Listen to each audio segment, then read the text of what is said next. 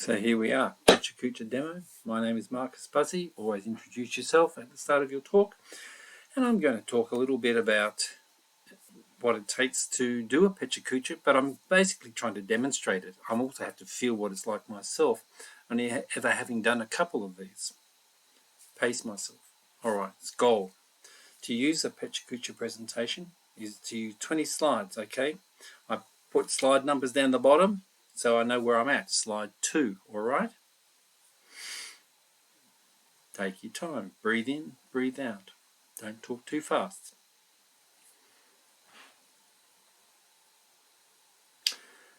So what can I say? First of all, situate the course. It takes an evolutionary approach to the human past. All right, evolution, that's an ongoing process. Okay, that means that being a global citizen is also an evolving process. Okay, it situates our history within the history of the planet and the cosmos. Begins with David Christian's work. All right, curiosity. Brené Brown. What makes you curious? If you've read Brené Brown, you know how important that is in terms of understanding our emotional relationship to learning. She links curiosity to what we know. Yeah.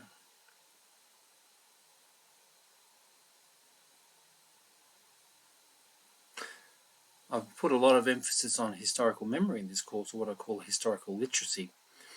That data set that we carry around in our head, okay?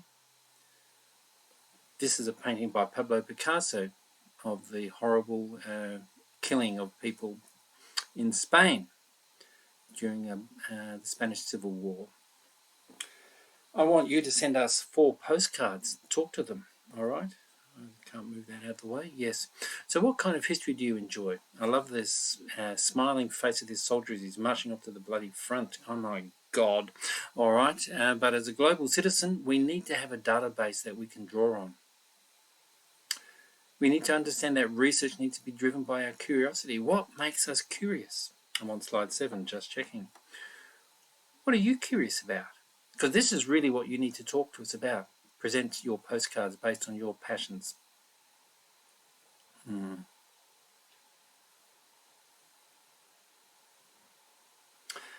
I just pulled the Maya out of the air, thinking, okay, what do we know about the Maya? What do you know about the Maya? Do you know that they used a wonderful, quite sophisticated written language? They started out in small villages in Central America, ended up coming to their peak, and then collapsing suddenly between 800 and 900 of the Common Era. What choices will you make for your postcards? Will you lean over like I do and grab a magazine and go, oh yeah, that's really cool?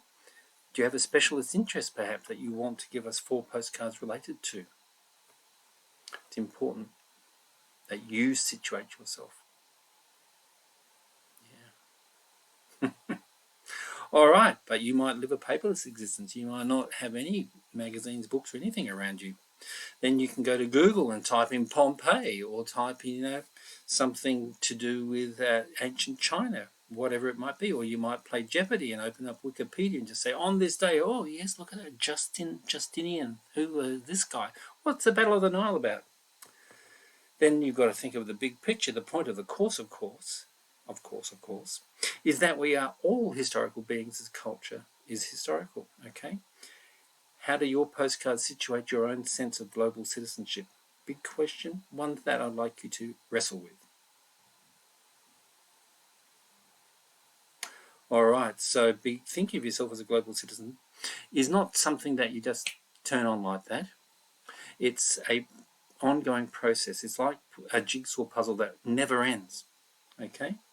Where historical thinking and memory intertwine with our sense of amazing elements that constitute our world and the past. David Christian on Big History was where we started this course, right? I said, go and watch this 18-minute video, a history of everything type thing. David Christian provides us an interesting map. It's one that I go back to regularly. It's not my only map, but it is a map, and it is important. I'm on slide 13, just keep checking my numbers. All right, David Christian offers us a narrative of evolving stages. This is important. He gives us energy, complexity, and collective learning as ways of orienting ourselves. Collective learning kicks in only in the cultural era. Before that, it was just energy and complexity. going across thresholds. He draws an Eric Chasson. Then in week 2, we had a quick look at the world of Yuval Harari and his world of sapiens. He talks about imagined orders. Gilgamesh here represents an imagined order for the first city-states in Mesopotamia. All right, why is he so important, I ask? All right, and I'd like you to revisit Gilgamesh if you haven't. Week 3, we turn to the McNeils, William and John McNeil. They talk about human webs, webs that allow energy, complexity, and collective learning to move and evolve. Their great example, of course, is the Silk Road, but they provide many other examples as well. It's a really interesting thing, the Silk historical process. Yeah. Graeber Wengrow, week 4, they illustrate a number of things. One, that our narratives can be too simplistic, they can be very Western centric, that we took directly from Native Americans, but they also show us how to think historically. That's really important. What about Rutger Bregman? Well, he gives us a hopeful history, right? He asks questions about domestication. Who domesticated who? He asks. How many generations does it take a silver fox to become a dog? And so on. These are important issues that we need to think about, and they constitute week 5 of this course. Then, thinking of global citizenship, it grows out of a new narrative, right? One that is essentially pro-social. Week 6 reading this weird book here. I've got it still next to me because I only recorded that lecture yesterday. This is why David Christian's collective learning is such an interesting idea. Makes me curious. So, last slide. Check out the weekly conversations again. Go back over them, listen to them. If you've missed one, go back and listen to it. It's what seems unreasonable today is possibly going to be our future. And as a futurist, I think that's really important. A new view of humankind. Thank you.